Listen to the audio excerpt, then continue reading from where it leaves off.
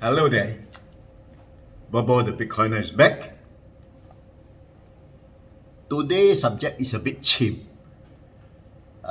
Talking about Bitcoin, owning Bitcoin as a fiduciary duty for everyone. All right. You see, Bitcoin has divided most people in this world into two camps. The first one is the progressive thinking people with a bit of technology understanding. And the second one is everybody else, whether impatiently dismissing Bitcoin or just sitting on the sidelines. So two camps, one is in, one is out. The tired argument comparing Bitcoin to tulip mania are obsolete now.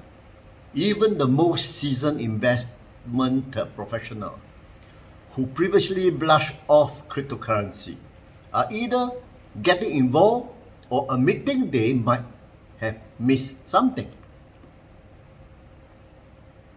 On the retail level, it's either you are a Bitcoiner or not. All right. Bitcoiner with some understanding of Bitcoin and has grown to acknowledge Bitcoin as a valuable asset has either invested or about to do so. On the other side, non-believers and pessimists still debating with himself aimlessly. Sad to say, this group overlook the fiduciary duty to themselves and their families. I say overlook because time will tell in due course, all right? On the industrial level, investment manager who simply don't own Bitcoin yet for the customer,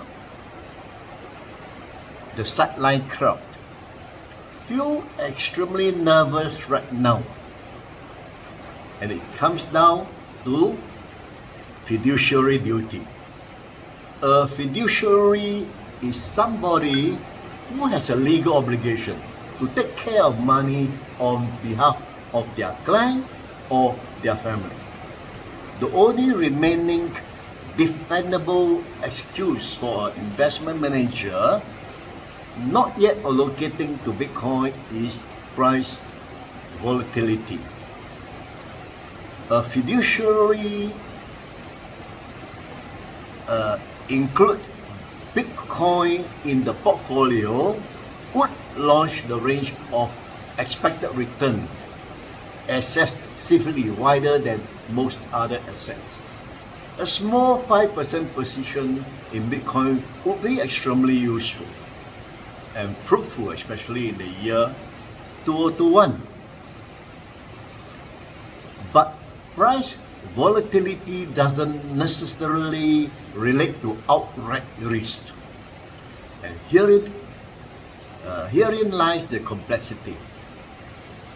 Fiduciaries may exclude Bitcoin from their personal or client portfolio due to price volatility, but they are actually taking on an entirely separate risk hidden in plain sight: the failure to correctly identify traditional monetary reality.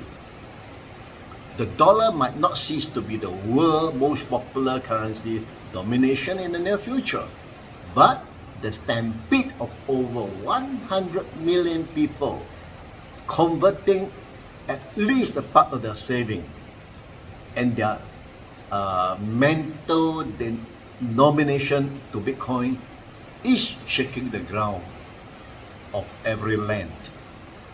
These earthquakes vibrate with the belief in Bitcoin as a consensus mechanism used to determine what is money and what is real. Fiduciary duty on growth should recognize and accept that completed a decade of 200% compound annual growth.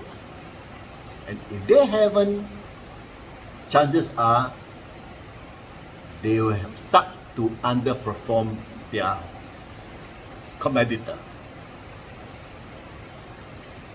The underperformance should lead a diligent investor to ask questions about Bitcoin and the technology and the geopolitical shift associated with the internet-based non-government currency. What does your fiduciary duty require of you? Right?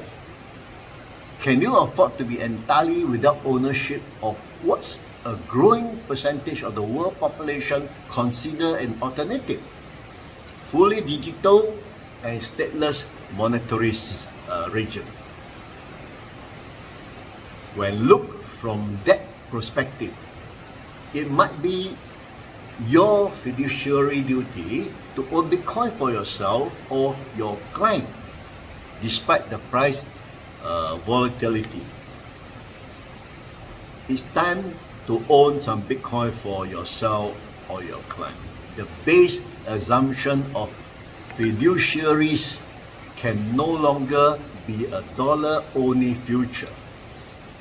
The monetary and cryptographic science has officially merged, and Bitcoin has already achieved global reserve currency status, at least to some extent now. Not owning Bitcoin is now the unhedged position. In an era of financial instability, an unhedged position is ripe for disaster. Owning Bitcoin, or at least some Bitcoin, even in the smallest nominal amount, allow fiduciaries to demonstrate an understanding that the world's domination is slowly changing, not away from the dollar to the renminbi or euro, but away from the dependence on government-issued currencies. The change is unassuming, especially with the global economy entirely reliance on the current monetary infrastructure. But those willing to read between the lines have already purchased Bitcoin for themselves or their client, whether they call it hedge, speculative, or monetary revolution. There's one final component to the argument for fiduciaries to allocate Bitcoin, and that is human freedom. In the West, it is incredibly easy to ignore Bitcoin potential as a tool for financial empowerment.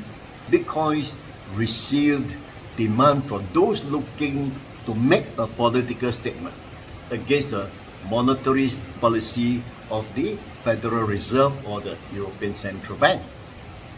But we live in a world with serious problems troubling our planet, such as environmental destruction, human trafficking, and politically caused inflation. Today, so many fiduciaries are not only responsible for investment performance, but also for advancing personal and corporate responsibility and positively influencing societal change. But Bitcoin acting as with Bitcoin acting as an alternative, and inflation-damaged countries such as Venezuela, Argentina, and Nigeria, it has a potential to alleviate human suffering. All right. Maybe a global society change is not in most of our mind, especially in Singapore, comfortable Singapore. But at least a fiduciary responsibility to ourselves and our family should be our immediate concern. It's a bit chim, right?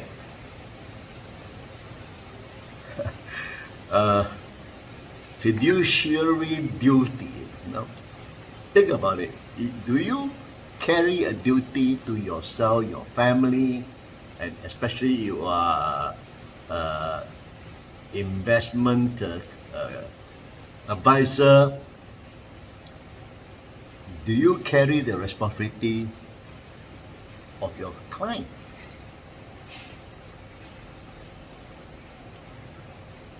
Okay. A word of disclaimer here. I'm not a financial advisor. The above is my personal expression, supported by some public articles.